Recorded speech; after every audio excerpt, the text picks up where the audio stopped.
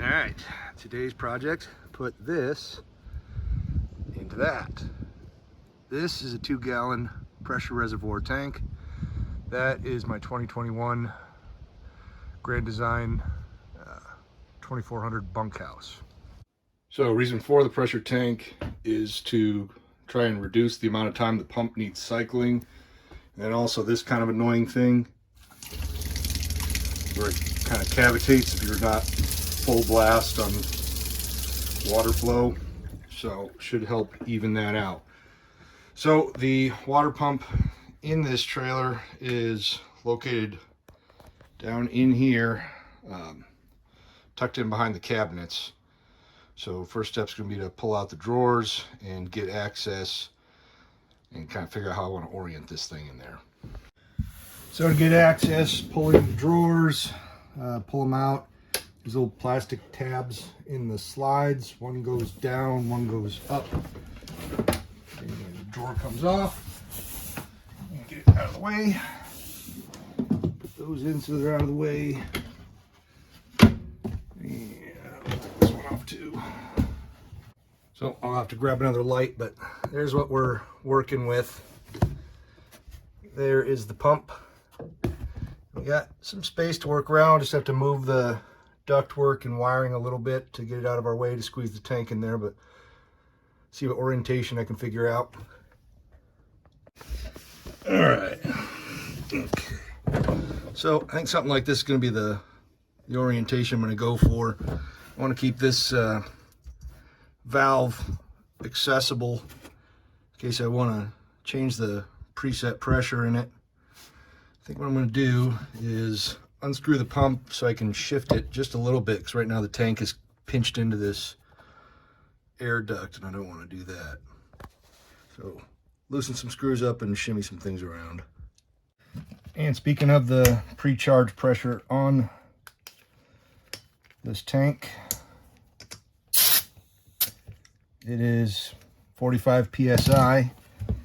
And the pump claims to be 55 psi, so that should work just fine. I want the tank a little less than the pump so that the pump's not fighting it or can't make use of it, but enough pressure that it's doing something, so I think that should be good.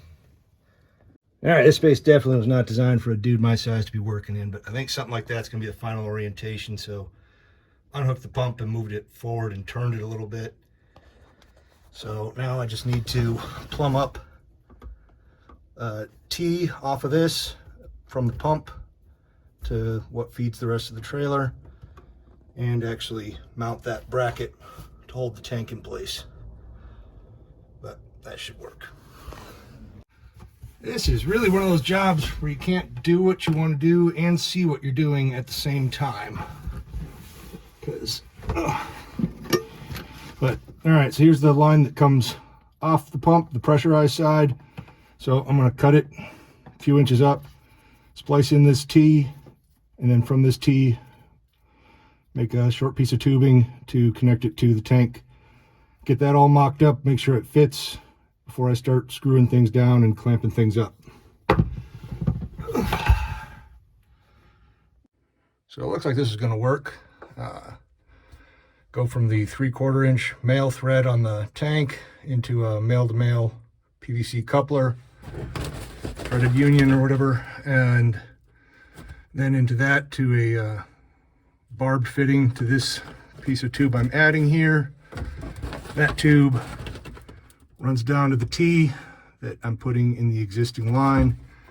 That orientation looks like it's going to work with everything, nothing rubbing, so hopefully we don't get any weird vibration noises out of the pump from rubbing on the cabinet, but looks like that'll work. So I'm gonna put some clamps on some things, start screwing some stuff down. All right, so we're in. Line comes off of the pump into a T back here, loop of tubing to the tank. Other end of the T goes to the rest of the trailer. Now time to flip on the pump and see which fittings I forgot to tighten down.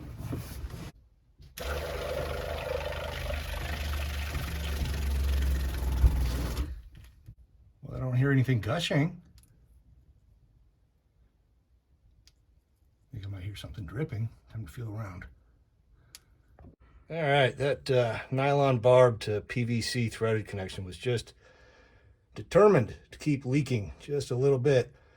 So put some thread compound on it and just really wrench the crap out of it, more than I ever feel comfortable doing with plastic. And we seem to be good now. So, moment of truth.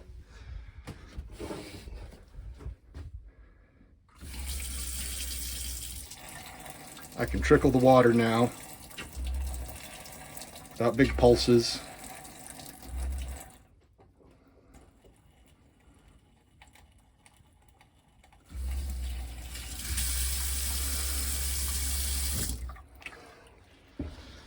Yep, working as intended.